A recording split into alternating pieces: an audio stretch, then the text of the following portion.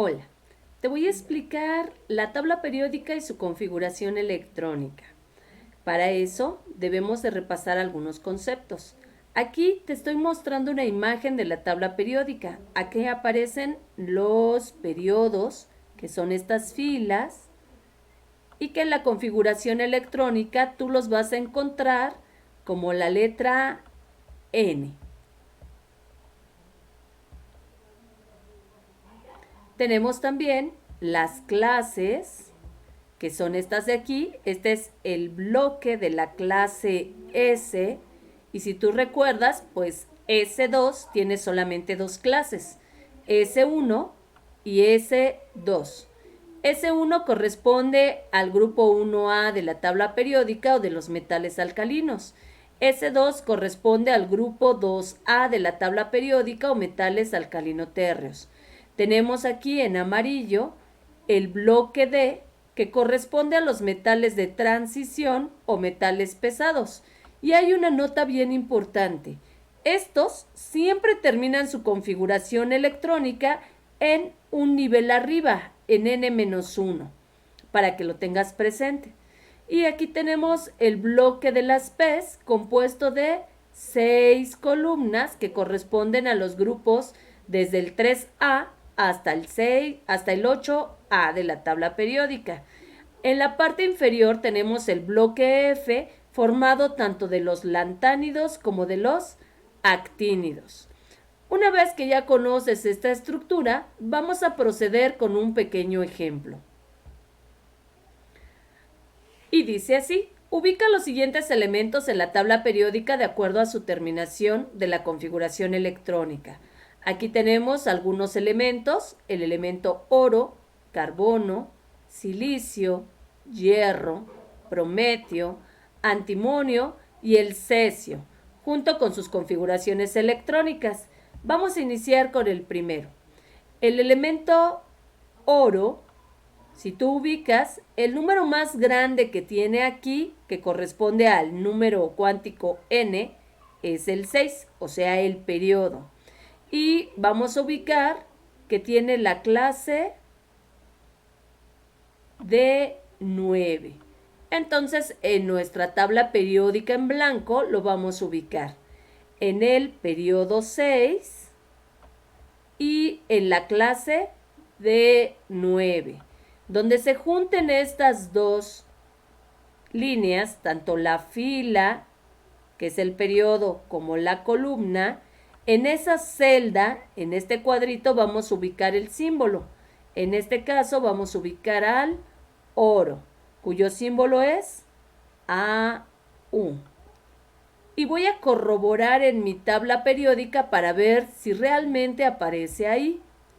Y aquí está el periodo 6 y tengo la columna de 9. Y efectivamente, aquí se ubica el elemento oro. Voy a regresar a mi ejemplo para ver qué otro elemento voy a ubicar. Aquí mi siguiente elemento es el carbono, que se encuentra en el periodo, el número más grande es el 2, en el periodo 2, y lo voy a ubicar en la clase o en la columna P2. Me voy a mi tabla periódica, aquí está el periodo o el número cuántico principal, que es 2, y la columna que es la que corresponde al grupo 4A y la clase P2. Eso significa que el carbono lo voy a ubicar en esta posición. Reviso en mi tabla periódica y efectivamente aquí tengo al elemento carbono. Muy bien. Ahora me voy a regresar a mi ejemplo y el elemento que sigue es el elemento silicio. El silicio se encuentra en el periodo, el número más grande es el 3, entonces en el periodo 3 y en la clase P2. Me voy a mi tabla periódica en el periodo 3, donde la N vale 3 y la columna es P2. Eso significa que se encuentra abajito del elemento carbono. Está aquí. Pertenece al mismo grupo. Voy a corroborar en mi tabla periódica. Efectivamente, mira, el silicio se encuentra ubicado abajo del elemento carbono. Vamos a continuar con el siguiente ejemplo, el cual corresponde al elemento hierro, cuyo símbolo es Fe. El número más grande que observo es el 4, eso significa que se encuentra en el periodo 4 y en la columna D6. Recuerda que todos los elementos que se encuentran en el bloque D los voy a ubicar en un nivel más abajo del que terminaron. Eso significa que el hierro se encuentra en el periodo 4 y en la columna D6. Y es lógico, ¿no? Porque pues aquí no tienes una fila acá arriba en el periodo 3 para poder ubicar al hierro. Y aquí se encuentra el elemento hierro. Reviso en mi tabla periódica y efectivamente observa cómo aquí se encuentra mi elemento hierro en el periodo 4 y en la columna que corresponde a la clase D6. Voy a realizar el siguiente ejemplo, que es el prometio, cuyo símbolo es PM, y lo voy a ubicar en el periodo 6 y en la clase F5. Periodo 6, clase F5.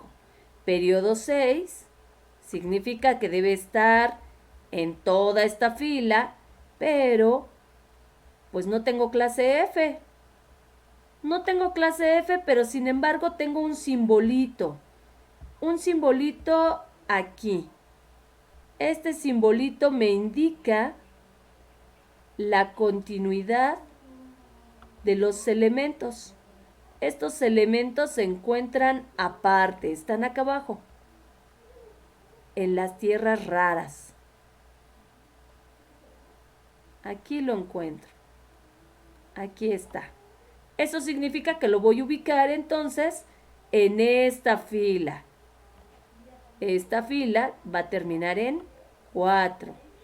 Entonces lo ubico en la fila de los lantánidos, pero además en la columna, dijimos la columna F5, F5, y eso significa que el prometio se encuentra en esta casilla, en mi tabla periódica.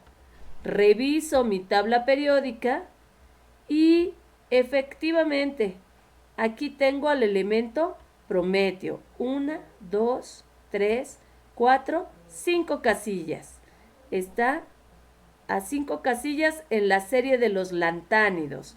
Observa cómo aquí mi tabla periódica inclusive me está recordando que estos se encuentran en el periodo 6, que es una continuación.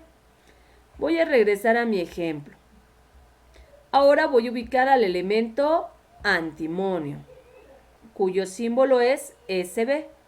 El número más grande que encuentro es el 5 y la clase es la columna P3. Lo voy a ubicar en mi tabla periódica, periodo 5, columna P3.